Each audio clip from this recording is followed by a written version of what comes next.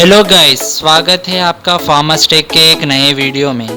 आज का वीडियो बहुत ही इंटरेस्टिंग है क्योंकि आज हम आपको अल्बर्ट आइंस्टीन के दिमाग और उनके बारे में कुछ ऐसी थ्योरीज बोलने वाले हैं। अगर आप इनके बारे में जाने तो ये एक तरीके से बहुत इंटरेस्टिंग दिखता। देखो टॉपिक आइंस्टीन के दिमाग के मिस्टीरियस बातें जानने के लिए आपको ये वीडियो पूरा देखना पड़ता। आधा देखे तो पूरा सर पे से जाता। अगर आप हमारे चैनल पे नए हो तो please make sure to subscribe. अगर आपको वीडियो अच्छी लगे तो प्लीज़ लीव ए लाइक और कमेंट करना मत भूलिए।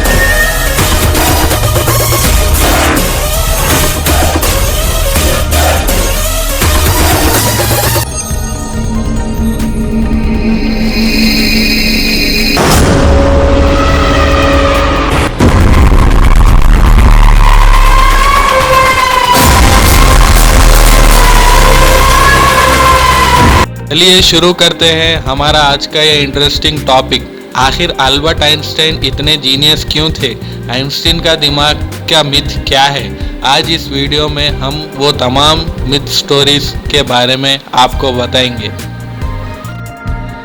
अल्बर्ट आइंस्टीन का मानना था कि जिस इंसान ने आज तक कोई भी गलती नहीं की है, उस इंसान ने आज तक कुछ भी नया करने का ट्राई नहीं किया है। क्या हुआ जब एक जीते जागते इंसान के दिमाग को चमत्कारी मान लिया गया? उनके पीछे कई कहानियां बनाई जाने लगी और सारी दुनिया के सभी अनसुलझे राज जान लेने के सपने देखने लगे। क्या सही है और क्या गलत, इस वीडियो में पता चल जाएगा आपको। उनके दिमाग के राज जानने से पहले उनके बचपन में गुजरे ऐसे कुछ किस्से और कुछ चटपटे बातें जानना ज़रूरी है। इससे आपको उनके बचपन में वो कैसे थे और उनका दिमाग इतना डेवलप कैसे हुआ, ये समझने में आसानी होगी। अल्बर्ट आइंस्टीन 14 मार्च 1879 को जर्मनी के एक यहूदी परिवार में पैदा हुए थे। उनके पैदा होने के बाद डॉक्टर्स ने नोटिस किया कि उनका सर नॉर्मल बच्चों में से बड़ा था और वो एक अबनॉर्मल बच्चे के रूप में पैदा हुए थे। वो अबनॉर्मल होने के बावजूद भी उनका दिमाग इतना तेज था कि आज तक कोई उनका मुकाबला नहीं कर पाया। आज भी उनके जाने के बाद उनके थ्योरीज के बिना आज भी साइंस कमज़ोर है। इसी वजह से हर कोई उनके ब्रेन के बारे में जानना चाह रहे। आखिर उनके ब्रेन में ऐसा क्या था जो उन्हें इस मुकाम पे लेके आया? आज उन्हें ग्रेटेस्ट साइंटिस्ट के तौर पर देखते हैं। क्या उनके दिमाग में कोई सुपरनैचुरल पार्ट्स थे? नॉर्मली बच्चे 1 या 2 साल की उम्र में बात करना सीख जाते हैं, लेकिन आइंस्टीन ने 4 साल की उम्र तक भी बात करना नहीं सीखा। लेकिन एक दिन अपने पेरेंट्स के साथ रात में खाने पर बैठे तो अचानक आइंस्टीन ने कहा, सूप बहुत गर्म है। अपने बेटे को अचानक इतना साफ बोलता सुन उनके पेरेंट्स काफ़ी हैरान और खुश हो गए। लेकिन बाद में इस बात के बारे में पूछा गया तो उन्होंने कहा कि अब तक बोलने की ज़रूरत नहीं पड़ी क्योंकि सब ठीक था, इसीलिए वो नहीं बोले। देख लिया दोस्तों, वो बचपन में कितने होशियार थे। जब ज़रूरत पड़ी तभी वो बोले। आइंस्टाइन की कुछ ऐसे बातें थी जो कि हैरान कर देती थी, जैसे कि अल्बर्ट आइंस्टाइन को डेट्स और फ़ोन नंबर याद रखने में बहुत प्रॉब्लम होती थी। यहाँ तक कि उनका खुद का नंबर भी उनको याद नहीं रहता था। एक बार उनके फ्रेंड ने उनका फ़ोन नंबर पूछा तो वो अपने पास रखी टेलीफोन डायरेक्टरी में ढूंढने लगे। ये देखकर उनके फ्रेंड हैरान होकर बोले, आप अपना फ़ोन नंबर क्यों याद नहीं रखते हो? तो आइंस्टाइन बोले कि मैं किसी और चीज़ को क्यों याद रखूं जो मुझे किताबों में ढूंढने से आसानी से मिल जाएगी। अल्बर्ट आइंस्टीन हमेशा कहते थे कि मेरे अंदर कोई ख़ास चीज़ नहीं है, पर मैं एक ऐसा इंसान हूँ जिसमें लगन कूट कूट के भरी है। लेकिन ये आपको पता होना चाहिए कि आइंस्टीन हमेशा से इतने इंटेलिजेंट नहीं थे, बल्कि वो बचपन में पढ़ाई में बहुत कमज़ोर थे। उनके टीचर्स भी उनको नहीं पसंद करते थे, क्योंकि वो मैथ्स और साइंस के अलावा हर सब्जेक्ट में फ़ेल होते थे। उनको यहाँ तक कि किताबें पढ़ना भी पसंद नहीं था। ऐसे में भी आइंस्टीन ने कुछ ऐसे थ्योरीज पेश की जिसके बिना हमारा साइंस आज भी कमज़ोर है। तो चलिए जानते हैं आखिर उनके दिमाग में ऐसी क्या बात थी जो उन्हें इतना जीनियस बनाती थी।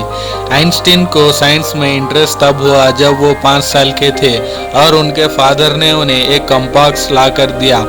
वो इस बात से हैरान थे कि ऐसी कौन सी पावर थी जो नीडल पॉइंट को एक डायरेक्शन में रखती है। बस यहीं से उनके साइंस के ऊपर इंटरेस्ट बन गया। जब वो जिंदा थे तभी से उनके दिमाग को लेकर कंसर्न शुरू हो गए थे। जब उनकी मौत हो गई तो बाकायदा उनके दिमाग का टेस्ट भी किया गया। जैसे ही ये पाया कि वो नॉर्मल इंसान के दिमाग से भारी था, उनका ब्रेन लगभग 1.5 किलो का था, तो उनसे जुड़ा मिथ और भी बलवान हो गया।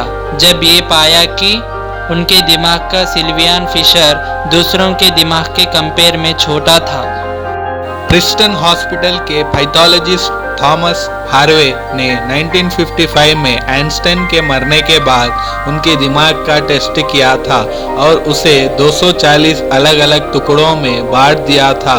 हर लिहाज से और हर सेल से उनके दिमाग की जांच पड़ताल की गई थी।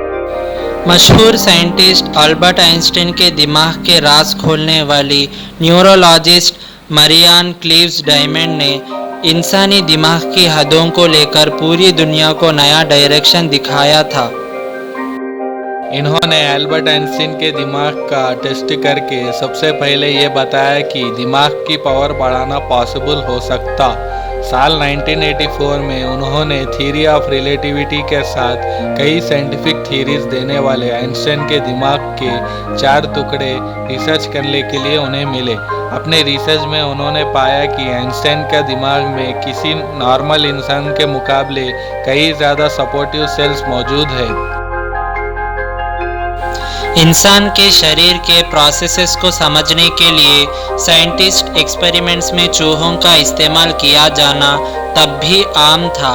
क्लीव्स डायमंड ने चूहों के दिमाग पर एक्सपेरिमेंट करके ये साबित किया कि उनका माहौल बदलकर खिलौनों और साथियों के साथ और चीज़ें सीखने से उनके दिमाग का स्ट्रक्चर भी बदल गया।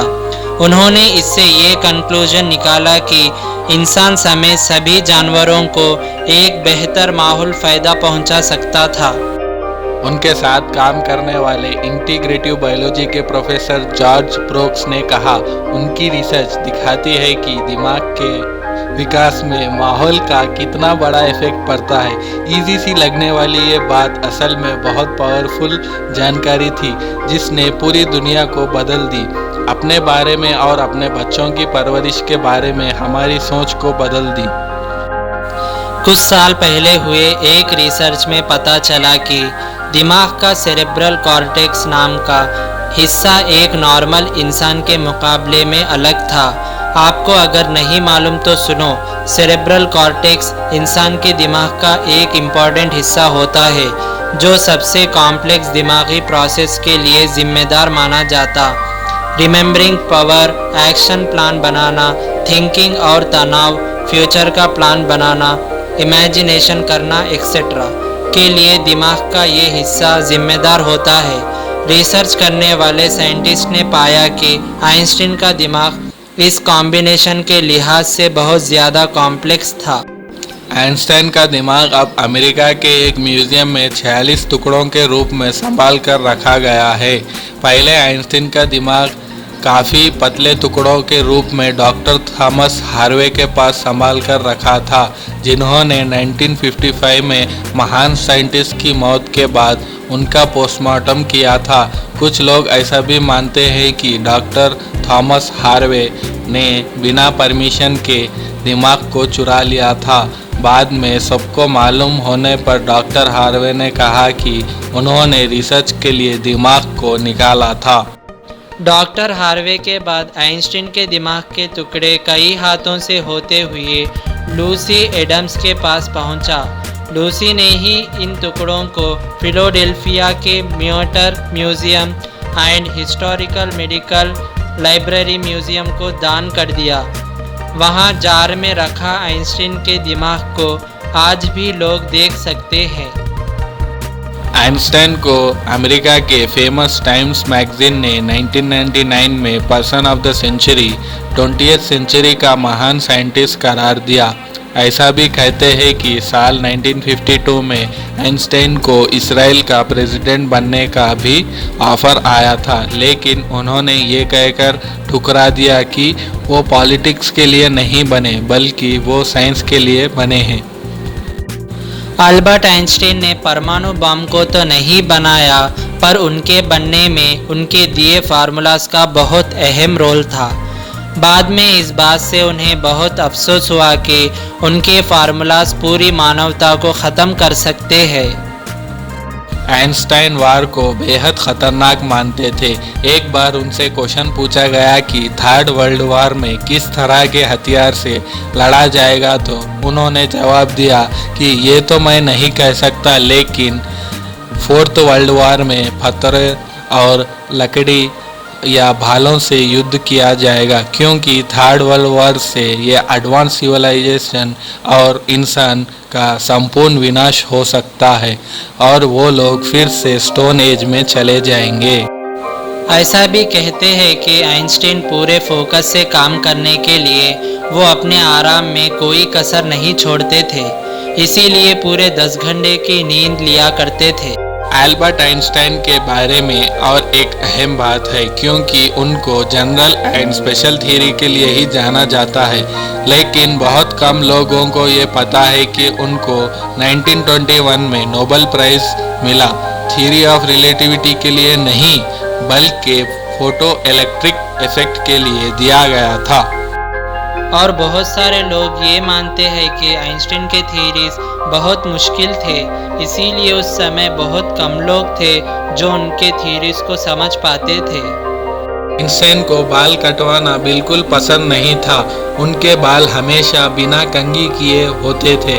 आज आइंस्टाइन के बिना कंघी वाले बालों के हेयर स्टाइल को जीनियस हेयर स्टाइल के रूप में देखा जाता है। और कहा जाता है कि वो इतने बड़े साइंटिस्ट होने के बावजूद कार चलाना नहीं जानते थे और उनको समंदर की सैर करना तो पसंद था, लेकिन तैरना नहीं आता था। इसके साथ आज का हमारा ये टॉपिक ख़त्म होता है। एल्बर्ट आइंस्टाइन के ब्रेन से जुड़ी हुई ये कहानियाँ सच है या झूठ, इसके बारे में आप भी रिसर्च कर सकते हैं। बहुत सी वेबसाइट पर इस बारे में बहुत जानकारियाँ हैं। अगर आप इंटरेस्टेड हो तो रिसर्च करिए और नीचे कमेंट करके ज़रूर बताइए आपको अपनी रिसर्च में क्या मिला। अगर आप हमारे चैनल पे नए हो तो please make sure to subscribe and video पसंद आया तो leave a like. Thanks for watching.